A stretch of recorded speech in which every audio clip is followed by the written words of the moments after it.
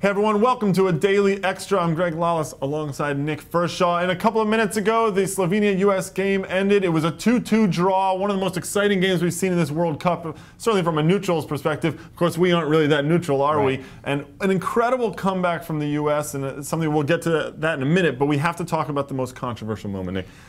Goal from Maurice Adu in the second half, very, very late. It's called back. The referee really making no indication about what that call would be. Not at the time, and now we're sort of hearing reports from FIFA that says that call was called on Maurice Adu, a foul in the box, which I'd have to go back and look at the tape. I didn't see it. Initially, I thought they called it on Michael Bradley. Right. Bradley's reaction seemed to be like, "You've called this foul on me? Can't believe it." Absolutely. Man, from what I saw and from the replays I saw, there's no foul on Maurice Adu. He does very well to get around his defender. His defender is lunging after the ball for that. There's no way it can be after Adu. No.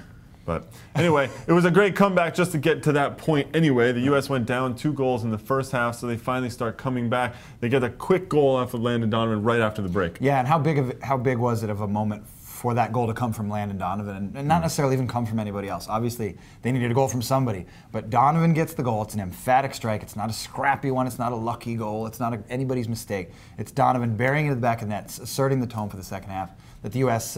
still had some left in the tank. Do you think that Bob Bradley's decisions to make some changes, he brought in Maurice Adu, he also brought in Benny Feilhaber in the second half, how much did that help? I don't know, you know, realistically, I don't know how much it helped. Tactically, I mean, we were sitting in the office sort of complaining about Adu. He wasn't doing that much in the beginning. Feilhaber was here and there, but I think it was just a different energy, which leads me to believe something happened in that locker room that you're never going to hear. The U.S. team has, you know, they close ranks when they're talking about stuff in the locker room, as they should. I think that had more of an influence, but, and you're going to go, you know, I know you have some opinions about Torres, but look, getting him out of that game closed down the midfield that was so wide open. I actually think that bringing in Maurice Adu made a huge difference, regardless of the goal call back. But I think there was a questionable decision to start Jose Francisco Torres in the first place. Right. You look at the 2 goals from Slovenia, and I would argue that both of them could have been stopped or at least slowed down somehow if you had had someone different in the midfield. There was a lot of space in the midfield that the U.S. was giving up, and I think a lot of that would have been stopped or hampered by Ricardo Clark or Maurice Adu, either one to be in there. I love what Adu did when he came in, both from a defensive standpoint because he filled in space, allowing Michael Bradley to push forward. I would actually argue if Torres had been in the game still, Bradley is not going to be pushing forward to get that goal. Not to get that goal. And you know what? It's what's strange is that allowing space in the midfield has never been a trait or a weakness for the U.S. team. When Clark's in there, when Adu's in there, obviously when Michael Bradley's in there. So to see so many gaps, so many holes, and Slovenia just, you know, poured right through those holes, and that's what set up those goals, was so out of character. And you look at the one element that's changed, and it's Jose Francisco Torres.